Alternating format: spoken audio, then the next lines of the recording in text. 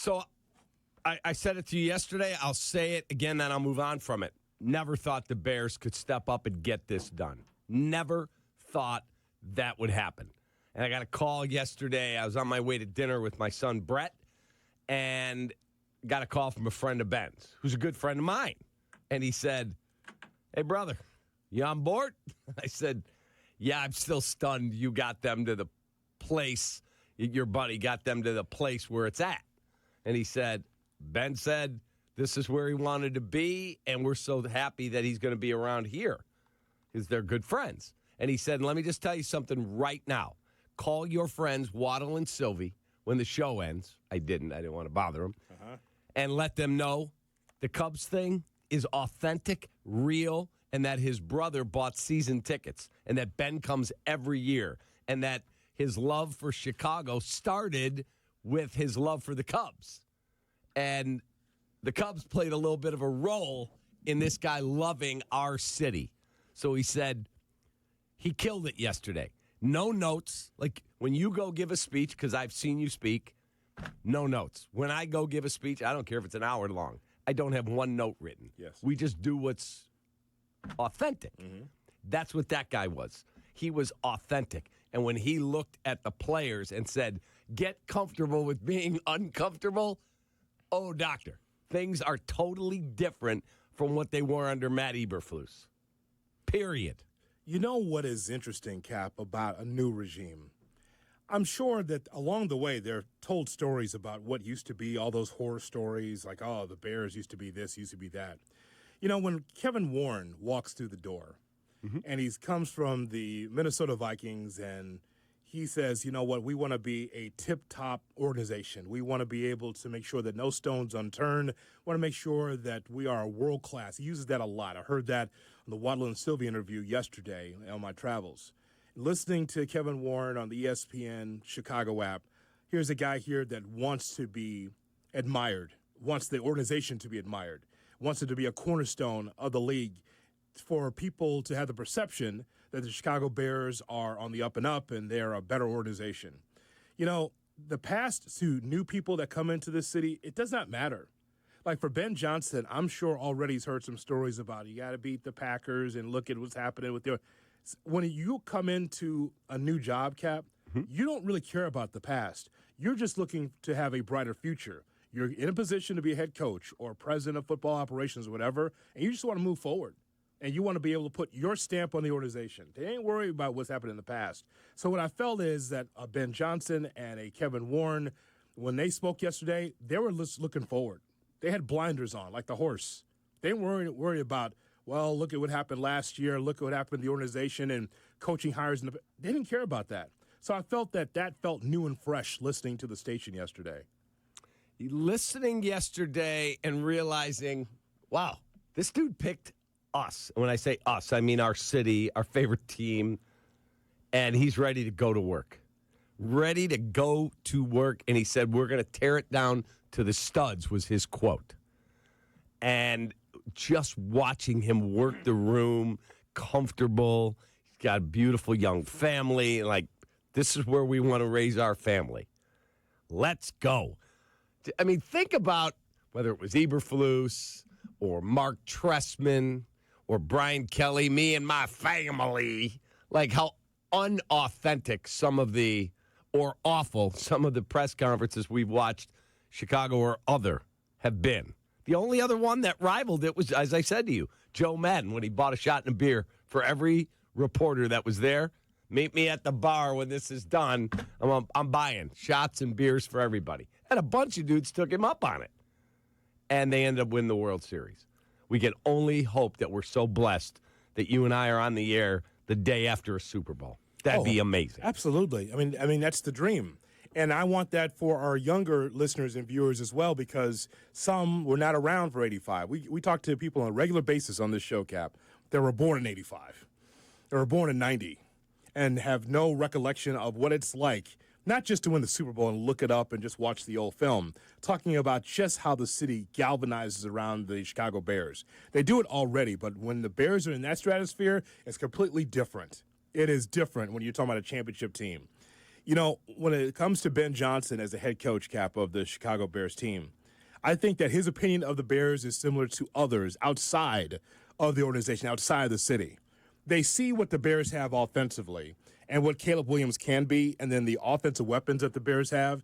And many feel like, oh, look at this Bears team. Look at what they were on Hard Knocks. Look at what it was supposed to be.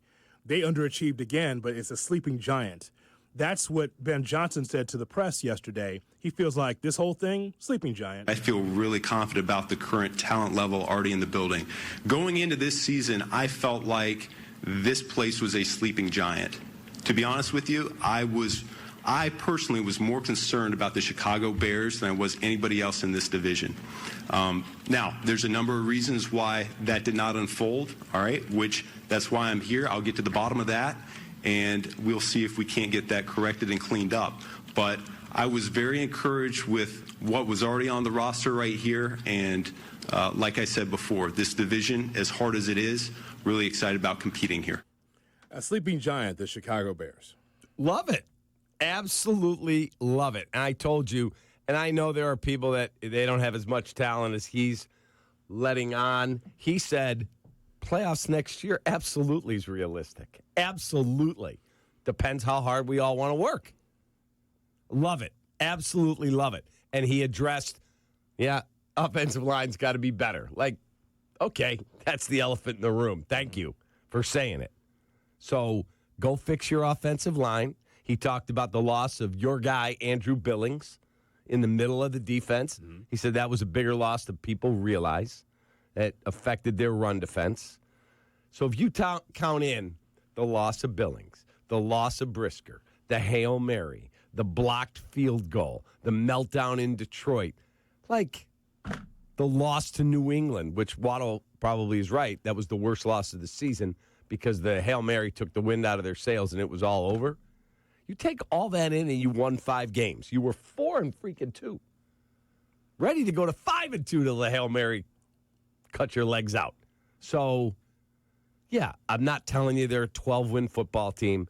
They are much better than people give them credit for. They have work to do, a lot of work to do, but they can get it turned. But the question is, how long will that take? And that's the whole thing with this, Cap. It's one thing to admire the talent and look at the talent and say, hey, I like those guys because they're Chicago Bears. But I think that even your most popular Bears need to be able to take another step or two to be able to lead on this football team. See, to me, when you lose that many games, that's an internal problem with your roster. Even those that might make a lot of money, those that got a fresh contract, there is an attitude adjustment that has to be made in that locker room. A new coach does not necessarily instill an attitude adjustment. It's up to the player also to have enough pride to know that, hey, a 10-game losing streak isn't good enough, or playing at half speed, or not being able to do everything it takes to win. You just don't go out there just to recreate, all right? This is not an NBA season where it's like, long season, if we don't get it done in the first quarter, all right, next airport, next hotel, all right, next plane, next city. That's how that works in the league. Like, I guess we're down by 20. It's not happening tonight. Well, so long, everybody. Correct. No, in the NFL, there's only 18 of these, Cap. There's hopefully the playoffs, maybe once, and then it's the regular season. The hope is that the Bears can understand that it's more, it might be talent on the field, but there's more work to be done. If you think they have talent, that's great. That same talent that you see here was not good enough. So maybe a kick in the ass will be helpful for this football team. Something different, because they need to be pushed. Push. That's what the Bears need. Oh, what is that from? Twilight Zone. Twilight Zone. Yeah. Push. Yes, Yeah. the overbearing boss. Right. You saw that. Yeah. I sent you the clip. Push. Kaplan, push. We got to continue to move. Push. Right. That's what the Bears need. That's a little correct. push. Jay Moore, you got to find that one. That's the best. It is. That's what it was. That's what's needed for this team, Cap. You say they have talent. Fine. In name, there's talent. I said they have more than people give them credit for. All right. They're not loaded. Yeah. Well, there might be talent. Let's see them take it to another step. Can they do that? That's the question. Hey, did Canty whiz all over our favorite football team this morning? He did. You know what? Of course. Of course. I love Chris Canty. Can't wait to break bread with him when he comes to town and tell him, quit whizzing all over our favorite football team, man. Come on, you're better than that, Chris Canty. You're better than that. It's an uninterrupted first half hour here on the Cap and J Hood Morning Show presented That's by... unsportsmanlike behavior. We have some audio labeled Ben Johnson's misstep yesterday from Chris Canty this morning. ESPN Bet. God. We hear now from Chris Canty from Unsportsmanlike. The show takes place between 5 and 7. It's Evan Cohen, it's Michelle Smallman, and Chris Canty. So a number of things that Chris talked about. He talked about Ben Johnson had a misstep yesterday. Listen. There was only one misstep that I thought Ben Johnson made yesterday, and that was when he talked about the business of quarterback play being more important than turnover differential. And he says now more than ever. And I was just like, I don't know if I necessarily agree with that. And Joe Burrow would like a word because he was phenomenal this year. The Cincinnati Bengals had outstanding quarterback play, and yet they found themselves on the outside looking in because they couldn't stop anybody and they couldn't create a lot of short fields and extra possessions for their quarterback. So, I don't know. Conceptually, that was the one thing that made me a little bit concerned. He starts going on about these advanced analytics. The ball is the issue. It's called football. The ball is the issue. Quarterback play goes a long ways to help him, but it's not everything. Man, sit your ass down. Your thoughts on Chris Canty? You brought it up, so what's your response? Smallman, you're off the ban list. Canty's headed in that direction. I mean, what are we doing, Chris? Come on, man. Get with the program. Everyone's all fired up, and he's got to whiz all over our favorite football team. Okay, so what aspect of what he said in that 40 seconds concerns you? I think he's nitpicking. He's nitpicking. First of all, I agree with Ben. Guess what? Quarterback play, number one most important thing. Sure, turnovers are important. Takeaways, as Lovey liked to call them. 100%. I will agree with him there, but he's nitpicking. Come on, Chris. Get on board. Everyone's excited. Bears did something we've never seen them do. They shopped at the top shelf, and they beat anybody in the NFL to get that guy. And now they're going to put a star-studded staff around him. They're going to start adding more talent. And guess what? You'll be doing unsportsmanlike from the playoffs like a game day set. Shay? You know what's about to happen here? I mean, this is great. This is my dream. You're so in on Ben Johnson right now, Cap. You're head over heels about it. You're about to become an analytics guy. It's going to happen right in front of our eyes. Hoodie, this is going to be the all-time brand flip for Kaplan. I'm going to come in and go, what are we doing going for two? You're about to be the analytics guy. We're going to be unquestioned Ben Johnson analytic decisions. You're going to be all in. I'm so excited. That's awesome. That means I'm working with Carmen again. I can't wait. This guy who's fought me tooth and nail about fourth down decisions and going for two, he's about to be all in. I just think that Settle down, Sparky. I mean, but that's what's laid out, though. I mean, he talked about analytics yesterday, and I would agree with Canty to an extent. Canty is talking about there's more to football than just who is the quarterback. I said it to Waddle yesterday on Waddle Wednesday. The NFL conversation has come down to 365 days of the head coach and the quarterback and the head coach. That's what we've dumbed it down to. But what we know, Cap, is that there was more issues with this football team than Matt Eberflus. He was the tip of the spear. If you had the laundry list of problems with this Bears team last year, it's Eberflus and the coaching and no accountability. From there, you had a defense that couldn't stop anything, the run or the pass. It's one of the worst defensive efforts I've seen from the Bears in the last 10 years. And that's saying something because the Bears, even with bad teams, were able to stop the run or be able to bend, don't break. So that's an issue. From there, the running game could have been better. The offensive line could have been better. The defensive line getting after the quarterback. So it was everything. So from Ben Johnson's standpoint, it's more than just having the Denny's menu in front of you trying to make Caleb better. I know what the bottom line is of all this, okay? If no one else will say it, I'll say it around here. Ben Johnson's in here to save Caleb Williams. That's what he's here for, to be able to elevate Caleb Williams the way he elevated Jared Goff. And along the way, Ben is going to be able to try to help the defense and have defensive coordinators that can help this defense and all that on the field. But the bottom line is that if the team isn't better from Ryan Pohl's standpoint, if you're not drafting and getting into free agency and making this roster better over the next couple of seasons, then Pohl should be fired. There's no question about that, because you have a second bite of the apple, which I thought that he would get anyway. Eberflus, put that to the side. It's a Pohl's hire, Polian hire, whatever. That was an A to B coach. Now it's go time. If you don't win with this, there will be a change. And I told you my first salvo when Ben Johnson was hired for the Chicago Bears, I said that Ben Johnson is going to outlast Poles if this does not get turned quickly. That's the first thing I told you. And you're right. And there's no question about that. The sad thing is, if this doesn't work, Caleb didn't work. That's just a fact. He's got 4 years left if you pick up his fifth-year option. 4 years left. Well, Ben's getting every bit of that. If in 4 years we're like, well, this hasn't worked, then Caleb didn't work, and we're back to square one. So it's go time, as you put it. It is freaking go time. Let's get it rolling. But, again, I'll say it for the 1,000th time. I had him in my top three, talked about getting a head coach. Never thought they could get Ben Johnson. Maybe that influenced my thinking. Never, ever thought they could get. The Bears are going to pay what? $13 million a year or thereabouts for a head football coach. And then they're not going to scrimp on the staff. And they're going to pay off the guys that were there. Do you realize how much money the Chicago Bears just committed? It'd be like Jerry Reinsdorf buying a player for $200 million.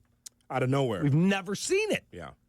So that's the whole thing with that. We're going to hear more from Ben Johnson in just a moment. Let me tamp down on that point that you just made regarding how much money that the Bears have spent, and more money will be spent here for this new coaching staff. Let's talk about this for a second, Cap. There is been, over the years, a perception issue when it comes to the Bears. But when Kevin Warren steps into the room, Kevin Warren, and I want to give him his flowers today. He deserves them. Because he's the one that has to go to George McCaskey and ownership and say, if we're going to be world-class, we have to spend like we're world-class. Not spend like a drunken sailor. That's not what we're saying. You're saying is that you want to get up to the market price of what it takes to get a quality head coach. You want to get to the top. And so that's why it's going to be $13 million a year for Ben Johnson, because that's what the market's going for a coach that you can believe in. If it's a 5-year deal, that's what you do. The entire regime wants to show that they are not the same old Bears. They want to shed what was in the past. They celebrate their charter franchise. They talk about Ditka and Hallis and Urlacher and Butkus and Sayers and all of the past from the Chicago Bears. But ultimately, it's about the here and now. You see, for many years, Cap, in this city, you know what we've always done? We've celebrated the past. Because the glory days is where it's at. That's all we got. For the Cubs and for the White Sox and for the Bears and the Blackhawks and all the teams in between, we talk so much about the past because the present is always murky. It's always ugly. It's always the same. And so what I want to do is just give Kevin Warren his flowers to be able to present to the McCaskey family, hey, man, this is how much it's going to cost. We're trying to get a new stadium. We're trying to be able to change things around here. You brought me in to change things, so this is how much it costs. I'm sure that you couldn't get a greased pea up there on George McCaskey when he was told the price. I'm sure it was tight. I wonder if George walked in his house. I think his wife's name is Barb. Okay. Hey, hon, how was your day at work? Speak up. What's wrong? They want me to pay a man $13 million a year to coach the team. Yeah. What? George, that's the price of business I've been trying to tell you. I know, hon, but $13 million a year. Yeah, and they want to get a defensive coordinator that's going to make $5, whatever he was a head coach. Oh, good. And they want me to pay off all the other coaches. The tab's running, Barb. It's over $100 million. Yeah. Yep. And it's time to win, honey. Barb has your voice, huh? That's rough. That sounds strange. George, dinner's ready. Could you imagine? Sit your ass down, it's time to eat. Could you imagine? I mean, seriously. Here's your food. Take that. I know. It comes down to perception, though, Cap. That's what it comes down to. It's Kevin Warren saying, as an alpha, and we know he is, oh God, when he Yes. comes into the room. Yes. George, here's the tab. We're going to get this guy because he's a terrific offensive mind. When are we getting a bite at that apple? Who? Kevin Warren. When's he coming in the studio? Okay, We got a seat right there for him. I'll buy him his coffee. Okay, you have two producers. You can ask them. I'm just. When are hosting. we getting Kevin Warren? Come on. It's above my pay grade, brother. Kevin Warren. It's a freaking morning show. Let's go. I can get you Kevin Brown off 79th and Halstead. The best that I can do. Brother Brown, tell me about that liquor store that closed. That's the best I can do, Cap. Kevin Warren comes on this station when he's available. And you know what, Kaplan? Rising tides lift all boats. You're too worried about what happens here. We're good. Kevin Warren came on the station yesterday. It was a win for the station. The settlers. He's a settler. Come on. Let's go. Come on, Kevin. All right. Yeah. Okay. We'll hear from Kevin Warren now. He was on with Waddle and Silvy. Is that okay? I'm happy for them. Oh, okay. I'd like a bite at the apple. Okay. To use a But you're Jerry okay- Reinsdorf term. But you're good with Waddle and Silvy having Kevin Warren, right? You're good. yeah. Okay. Why is Cap complaining? We had him. Isn't that good enough? Shaw Loco. So Kevin Warren with Waddle and Silvy. Here's something along the lines that we've been talking about. On talking to George about what's it going to take to win. You know what? I even take it bigger than that. These are the things that George and I talked about during my interview process before I even joined. And we didn't have to even get into specifics about, certain process or what was done. I am an eternally optimistic person, and I thrive when things are uncomfortable. I mean, just in my entire career. These are the conversations that I talked about with George to say, when I come here, there are things that we may need to do. There are things that will need to be done for us to make sure we're already a world-class organization, but to be at the top of that level. And so we never had specific conversations where we're going to need to do this, do that. But it goes on how we're going to approach our coaching staff, how we're going to approach our players, how we're going to look at trading players, how we're going to operate in free agency, our approach to the stadium. All of this is just, we need to take a very creative, curious, aggressive approach into building this franchise. I mean, one of the things that the Chicago Bears has that not many other franchises have is the history and the tradition that exists. We play in the greatest sports city in the world, and these are the greatest fans in the world. So thoughts there from Kevin Warren. I mean, just laying it out. These are some of the bullet points that he said before about world-class city, talking about the fans, and he's right on all those things, Cap. But you have to act like that. We've talked about this for years, you and I, together on the air. How is this important that the perception has to be the reality? And the perception is that this is a sleeping giant, and you got Caleb Williams, and it's the greatest fans in the world, all that. Okay, so now you have to move forward. That means that you have to spend to what you have to get to where you want to be. And that means getting the best head coach that's available from their standpoint, getting the best talent to go around Caleb Williams.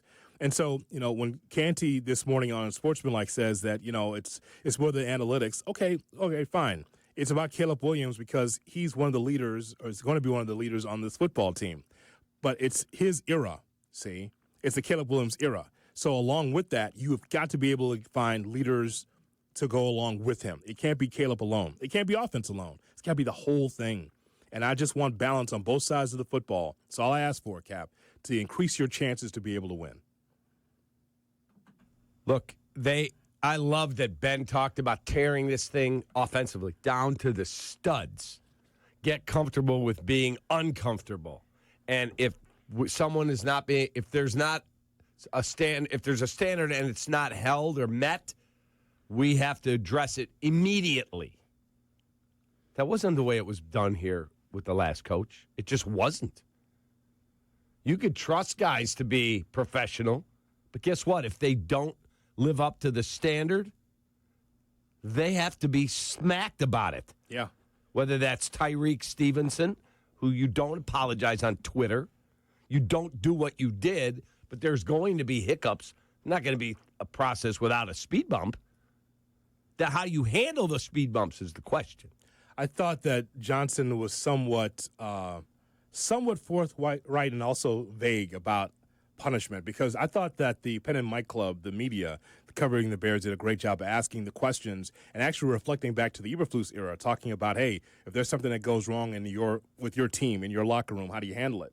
Mm-hmm. Something along those lines. And so there were some times where Johnson's like, the player's going to regret it or something along those lines. I'm just paraphrasing, but I know that he's clearly aware of what happened last year in that locker room and that there's some things that need to be cleaned up. And so I will ask you, again, here's the takeaway. He won the press conference. That's great. Now he's got to win some games. And he's got to win that locker room over to make sure that he puts a stamp on it. Cap, you can go in there in your first year, and no matter what happens, you still won't know everything that happened in your locker room in year one. But year two, that's when you can make your adjustments. You can go through training camp, you can go through preseason and the regular season, but you got to find out what your players are made of. He just went from a championship-level team with the Detroit Lions, and now he's with this Bears team. He's going to try to instill his stamp on it. All I know is that along with the losing was a lot of guys chirping, a lot of guys that went against the grain, went against management, went against the head coach, that's for sure, about how things are run. Now Ben Johnson, in his first opportunity to be a head coach, has to figure out, how do I handle that? It was great in the press conference, but in reality, how are you going to handle that?